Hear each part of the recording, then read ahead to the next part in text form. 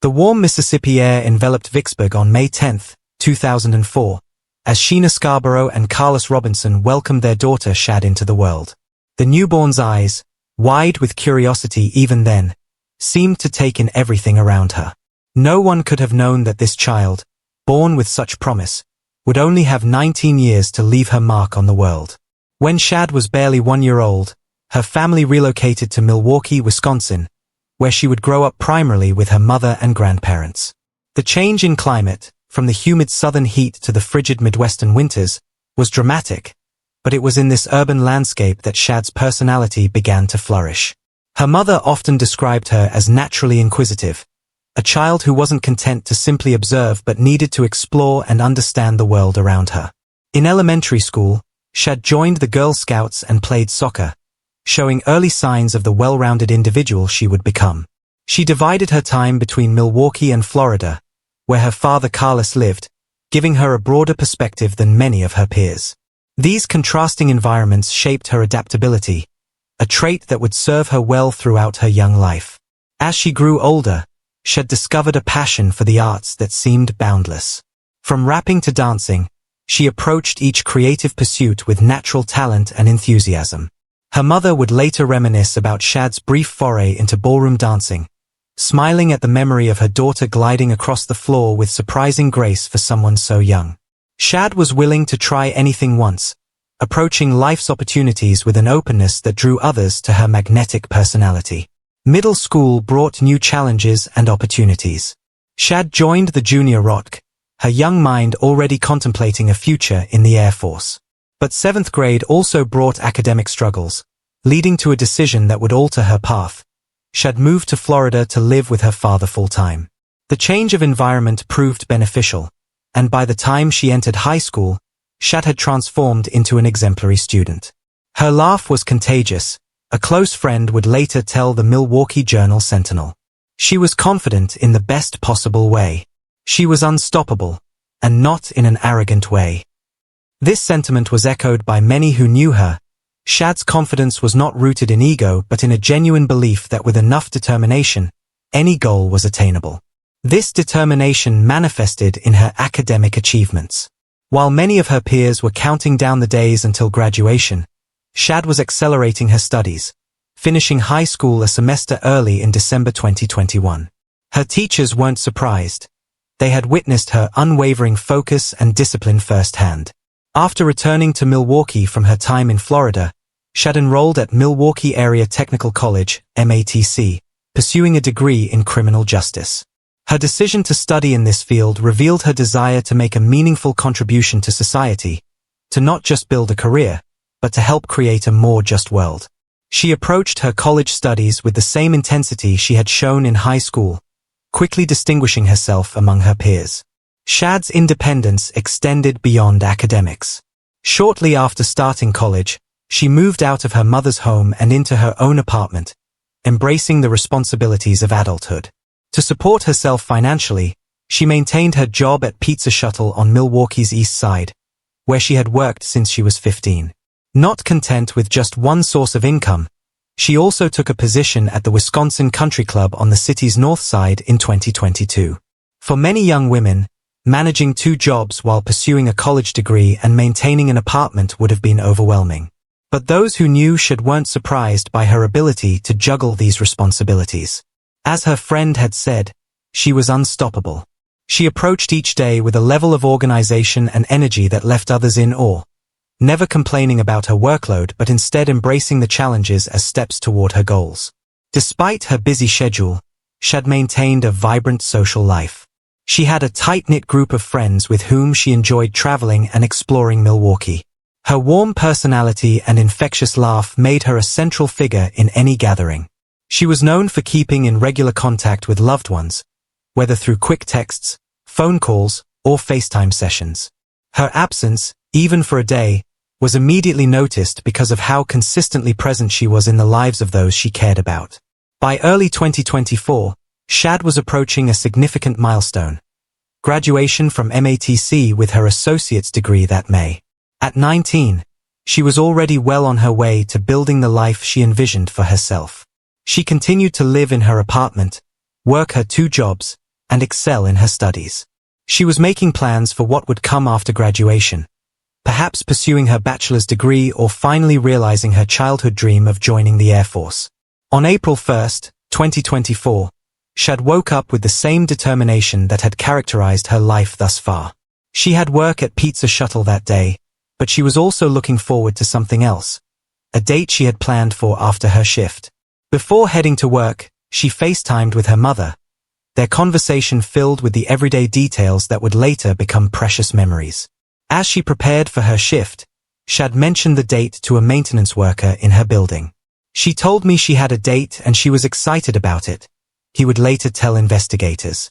The date was with Maxwell Anderson, a 33-year-old man who had most recently worked at a local bar.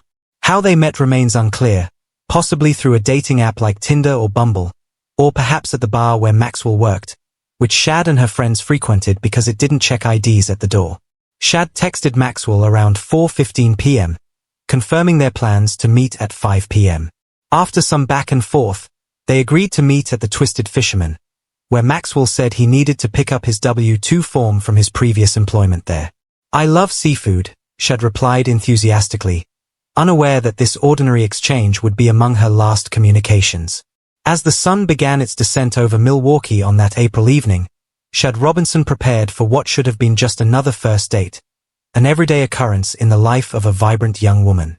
She couldn't have known that the promising life she had worked so hard to build was about to be cut tragically short, or that within hours, the date she was so looking forward to would mark the beginning of the end of her story. As the afternoon of April 1st, 2024, progressed, Shad Robinson finished her shift at Pizza Shuttle and returned to her apartment to prepare for her date. She had mentioned her excitement to the maintenance worker in her building earlier that morning.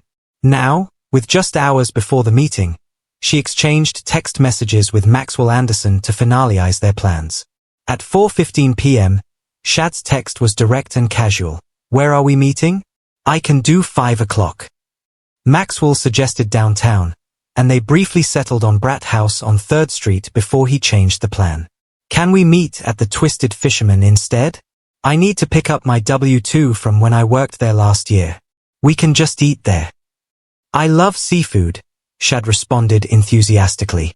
The text exchange, later recovered by investigators, revealed nothing unusual, just two people coordinating a first date. Maxwell told her he was getting ready to shower and would likely arrive around 5:15. Shad adjusted her plans accordingly. At 5:20 p.m., security cameras captured Shad entering the Twisted Fisherman. Maxwell had already arrived, having gotten there shortly after 5 p.m. He sat at the bar alone, waiting. When Shad spotted him, she made her way through the restaurant and took the seat beside him. Maxwell Anderson, at 33, was considerably older than 19-year-old Shad. Former co-workers would later describe him as quiet but personable enough to work in customer service at various bars around Milwaukee. To anyone observing them that evening, they appeared to be just another couple meeting for drinks and dinner. The bartender later told police that Maxwell mentioned needing to pick up his W-2 form, the same excuse he had given Shad for selecting this location. The manager confirmed Maxwell had previously worked there, but couldn't recall if he actually collected any documents that evening. For the next hour, Shad and Maxwell engaged in what witnesses described as casual conversation.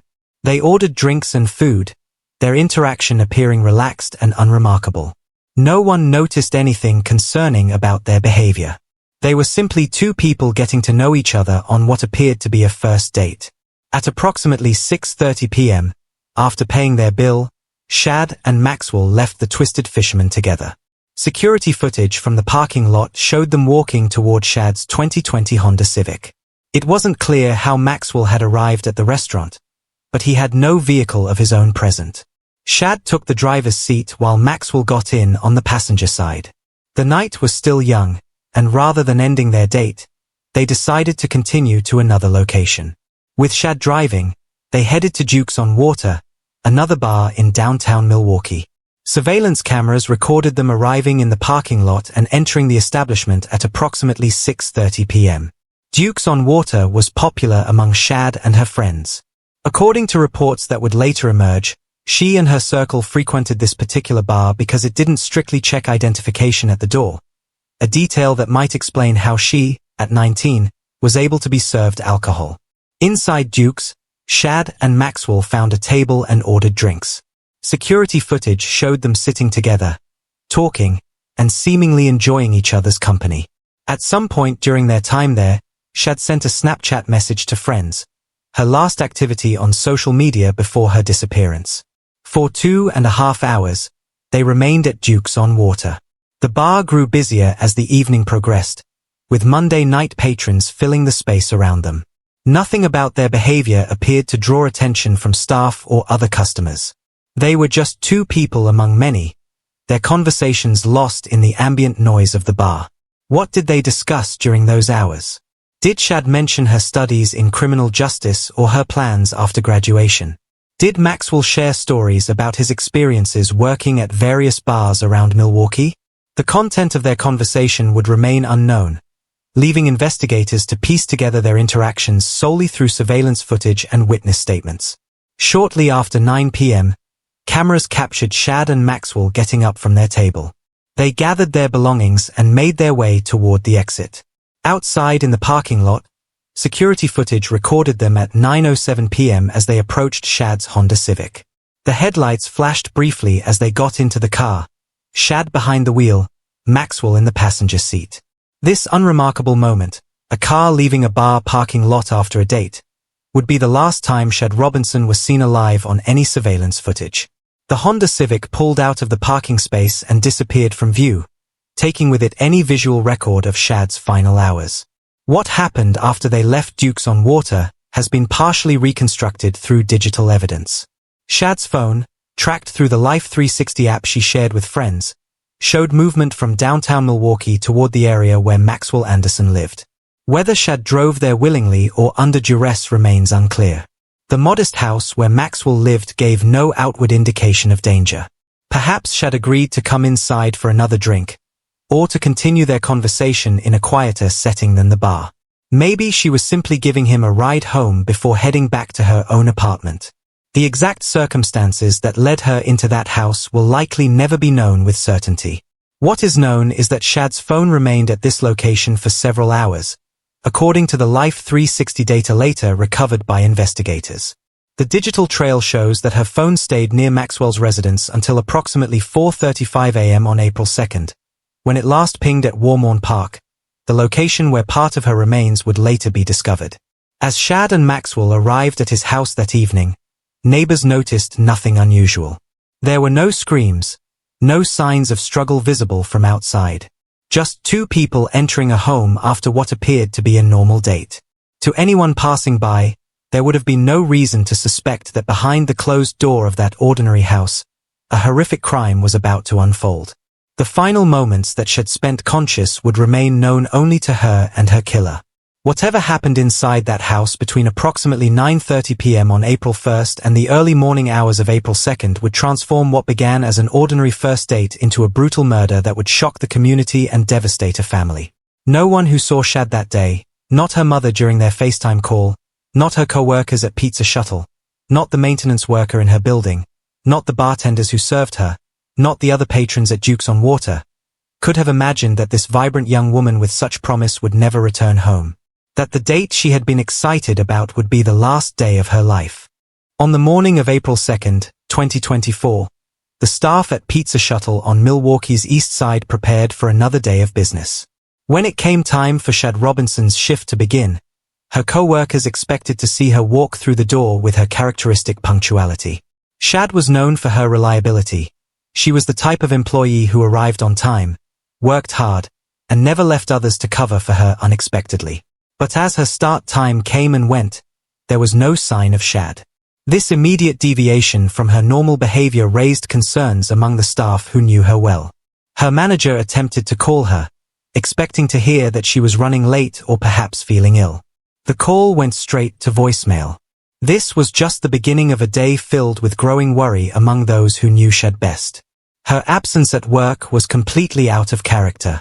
As the hours passed with no word from her, her manager made several more attempts to reach her, each call going unanswered. Later, they would tell police that in all the time Shad had worked at Pizza Shuttle, she had never simply failed to show up for a shift without notice. What the staff at Pizza Shuttle didn't know was that while they were trying to reach Shad, elsewhere in Milwaukee, emergency services were already responding to incidents that would later be linked to her disappearance. At 7:32 a.m. that same morning, the Milwaukee Fire Department received a call about a vehicle on fire. Firefighters rushed to the scene to find a 2020 Honda Civic fully engulfed in flames. They worked quickly to extinguish the blaze, but the car was severely damaged. At the time, there was nothing to connect this burning vehicle to a missing college student. It was logged as a possible arson, another statistic in the city's crime reports. The firefighters couldn't know that the charred Honda Civic belonged to Shad Robinson, or that by the end of the day, her disappearance would be officially reported to police. The timing of these events, the car fire occurring in the early morning hours after Shad was last seen, would later become a crucial piece of evidence in understanding what happened to her. As the day progressed, Shad's friends began to worry. They had tried calling and texting her throughout the morning and afternoon, but received no response. This silence was particularly alarming given Shad's usual habit of keeping in regular contact with her social circle. She was the type of friend who responded quickly to messages, who checked in frequently, who maintained connections with those she cared about. She always kept in touch with us, one friend would later tell investigators.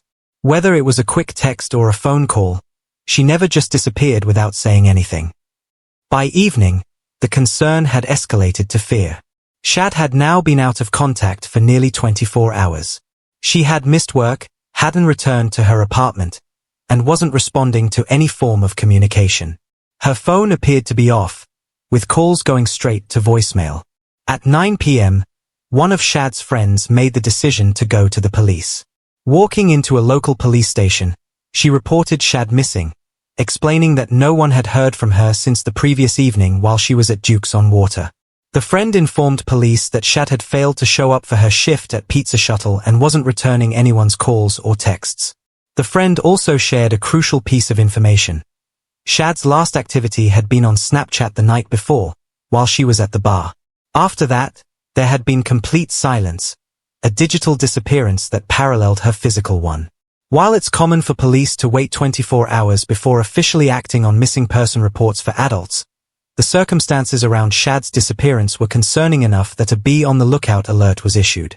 However, what police didn't realize at that moment was that other disturbing discoveries had already been made that day, discoveries that would soon be connected to Shad's case. Hours before Shad was reported missing, in a development that would later send shockwaves through the community, Milwaukee County sheriffs were called to Warmorn Park after receiving a disturbing report. A park visitor had discovered what appeared to be a human leg on the beach. When officers arrived at the scene, they were led to the gruesome find: a severed right leg that appeared to belong to a black female. The medical examiner who responded to the scene made a preliminary determination that the limb belonged to someone who was approximately 5 feet tall, a detail that would prove significant as the investigation progressed. At the time of this discovery, there was no obvious connection to any missing person case. The severed limb was a horrifying find, but without identification, it represented a separate mystery for law enforcement to solve. The leg was transported to the medical examiner's office for further analysis and potential identification. These parallel events, Shad's disappearance, the burning car, and the discovery of human remains, had not yet been connected in the minds of investigators. But as the officer who had gone to Shad's apartment for a welfare check learned about the severed leg found at the park, connections began to form. The officer contacted the Milwaukee Sheriff's Office to inform them about the missing person report for a young black woman who was around 5 feet tall. This communication between departments marked the beginning of what would quickly develop into a coordinated investigation. By the evening of April 3rd, detectives had begun the process of tracing Shad's movements on the night she disappeared. They would soon discover that the car found burning early on April 2nd was registered to Shad Robinson, creating another link in the chain of evidence. What had begun as separate incidents, a missing person case, a vehicle arson, and the discovery of human remains, was rapidly converging into a single, disturbing narrative. The severed leg, the burning car, and the vanished young woman were not isolated events but connected pieces of a horrific crime. As night fell on April 3rd, the full picture of what happened to Shad Robinson remained incomplete. But the puzzle pieces were beginning to come together, pointing toward a truth that would be even more devastating than her worried friends and family could have imagined. By April 3, 2024, what had begun as a missing person case was rapidly evolving into something far more sinister. Detectives from the Milwaukee Police Department and the Milwaukee County Sheriff's Office pooled their resources, recognizing that the burning car, the human remains, and Shad Robinson's disappearance were likely connected. The investigation started with surveillance footage. Detectives visited Shad's apartment building and reviewed security cameras that showed her leaving around 9 a.m. on April 1. They spoke to a maintenance worker who confirmed seeing her that morning, recalling her mention of an upcoming date she was excited about. Building on this information, investigators requested Shad's phone records from Verizon Wireless. The records revealed text messages exchanged with a number that, when searched in police databases, came back registered to Maxwell Anderson. The content of these messages confirmed plans to meet at the Twisted Fisherman on the evening of April 1. Armed with this lead, detectives visited the restaurant where a manager confirmed that Maxwell had previously worked there. Security footage from the establishment showed Shad and Maxwell sitting together at the bar. The owner and manager verified that Maxwell had told them he was there to pick up his W-2 form, the same explanation he had given Shad in their text exchange. The digital trail continued to Dukes on Water, where additional surveillance footage captured the pair leaving together around 9 p.m. This video evidence established a clear timeline. Shad and Maxwell had spent several hours together at two different locations before departing in her car. A crucial breakthrough came when one of Shad's friends informed investigators about the Life 360 app, which allowed friends and family to track each other's locations.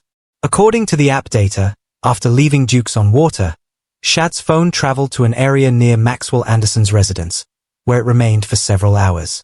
The phone then moved to various locations before last pinging at Warmorn Park, where the severed leg had been found, at approximately 4:35 a.m. on April 2. At that point, the app indicated the phone's battery had died. This digital evidence allowed investigators to trace Shad's movements with remarkable precision. From the first text messages arranging the date to the final location ping at Warmorn Park, a disturbing narrative was emerging. Shad had gone on a date with Maxwell Anderson and never returned home. With evidence mounting against Maxwell, detectives obtained an arrest warrant for him and a search warrant for his property. On April 4, just after 1 p.m., police located and pulled over Maxwell Anderson, placing him under arrest without incident. The man who had been captured on surveillance footage just 3 days earlier sitting casually at a bar with Shad was now in police custody. Following his arrest, investigators executed the search warrant on Maxwell's home. What they discovered inside painted a grim picture of what had likely transpired there. Detectives found blood on bedding in one of the bedrooms and more blood on a wall leading to the basement, evidence suggesting a violent altercation had occurred. In the garage area, they discovered several gasoline containers, items that could have been used to set Shad's car on fire. These discoveries, while significant, represented only part of the physical evidence. On April 6, 2 days after Maxwell's arrest, investigators returned to the area where Shad's burned car had been found. While canvassing the vicinity, a detective made another gruesome discovery: a severed human foot. When the foot was examined at the medical examiner's office, a chilling detail emerged. The nail polish on the toes matched the polish on the severed leg found at Warmorn Park. This confirmed what investigators had suspected. The remains belonged to the same person, almost certainly Shad Robinson. The investigation didn't stop with these discoveries. Detectives sought additional surveillance footage from businesses near where Shad's car had been found burning. At a nearby store called the Lisbon Liquor and Food Mart, they found video showing 3 individuals on the morning of April 2. 2 people, one wearing a blue jacket and another with an umbrella, were seen walking on Lisbon Avenue when they spotted a third person with a tan backpack crossing the street. The footage captured a telling moment. The person in the blue jacket appeared shocked, pointing at the man with the backpack and flagging down passing cars while shouting, "He did that," and urging someone to call the fire department.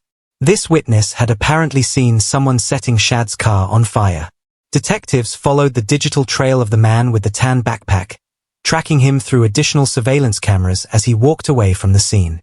They found footage of him boarding a Milwaukee County Transit System bus heading north on 35th Street, in the direction of Maxwell Anderson's residence. The bus camera captured a clear image of his face, which investigators matched to Maxwell's booking photo from his April 4th arrest.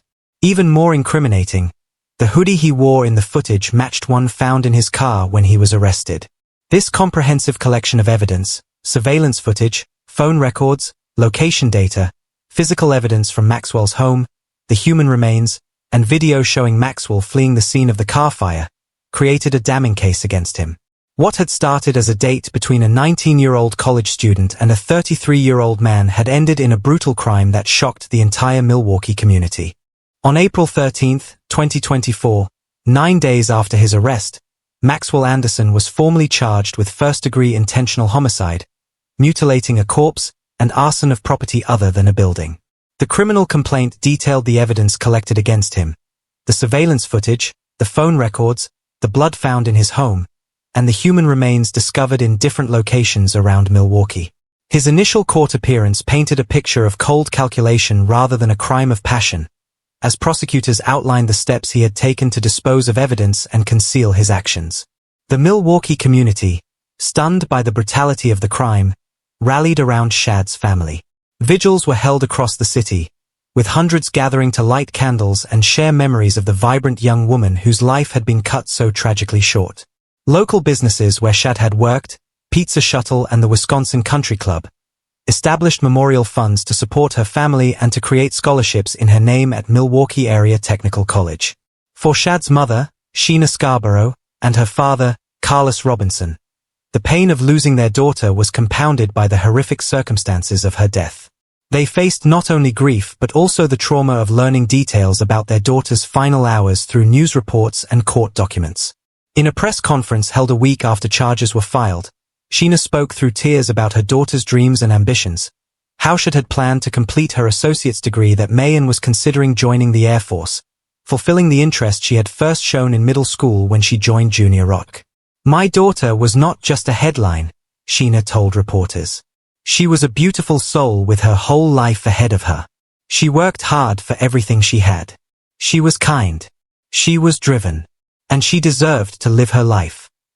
As news of the case spread beyond Milwaukee, it captured national attention. Major news outlets picked up the story, often focusing on its most sensational aspects. A young woman murdered after a first date. Human remains found scattered across the city.